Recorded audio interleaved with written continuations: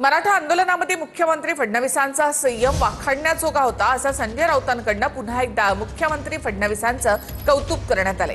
फडणवीसांनी कुठेही आदळआपट चिडचिड केली नाही असं राऊत म्हणाले। तर फडणवीस राऊतांना चांगली जडीबुटी देत आहेत असं नवनाथ बन यांनी म्हटलंय।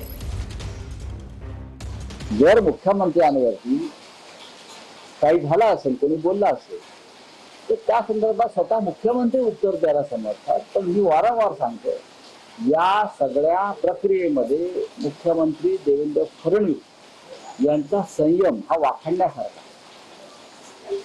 त्याने कुठे चिडचिड केली नाही, कुठे आदळआपट केली नाही।